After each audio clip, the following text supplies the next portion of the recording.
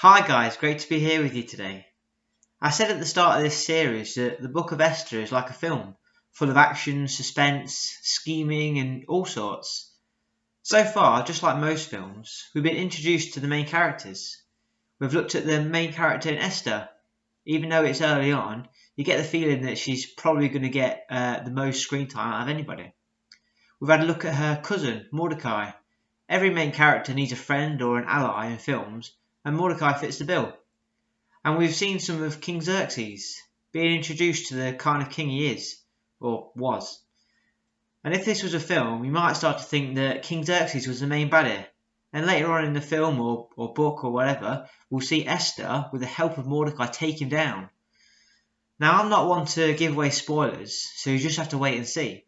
Or in fact, you'd rather just read the book of Esther instead, to find out for yourself. Not because I don't want you to watch these videos, but because the Bible is powerful and it's alive and it's a way for God to speak to us, and I don't want you to miss out on that. Anyway, today we'll introduce a new character, a new and final character in the story of Esther. And if you thought King Xerxes was a baddie, you haven't seen anything yet. This guy called Haman, and this guy's a real baddie. If he were in a panto, he'd get booed every time he came onto the stage. But the kind of baddie Haman is, he doesn't belong in a panto. He isn't really a PG rated kind of guy. We can read about Haman in Esther 3.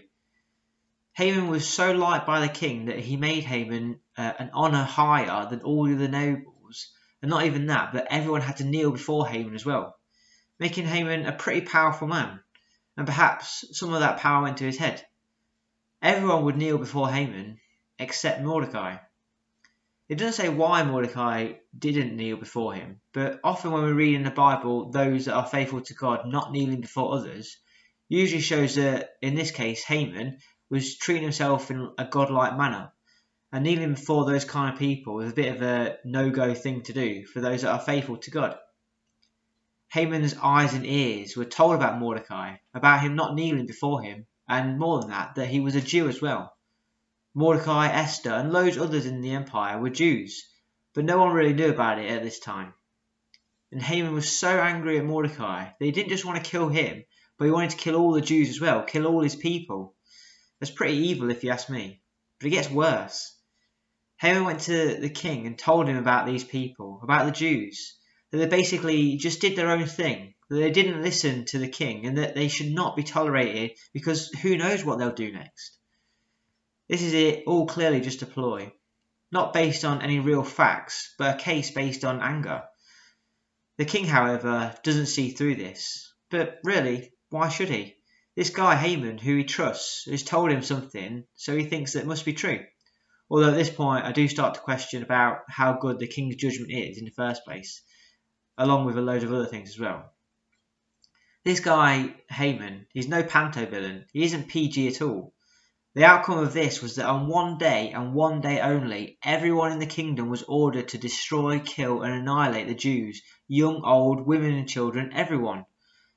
Not only that, but you could take all their stuff, as the Jews wouldn't be needing it after that. Absolutely mental. People might be thinking, I don't want to go kill a load of people. What a weird thing for the king to order. But if I don't do that, then what will happen to me? Although I don't think much sympathy should be given to those people. What about the Jews? They know that a day is coming, much worse than their biggest nightmare. What on earth were they going to do? What will our heroes say about it? Can they do anything about it at all? Esther 3 finishes with Haman and the king drinking together, while the whole of the place they lived, called Susa, were just bewildered. And if this was a TV programme, you'd be sat on the edge of your seat right now, and all you will see on the screen is "To be continued."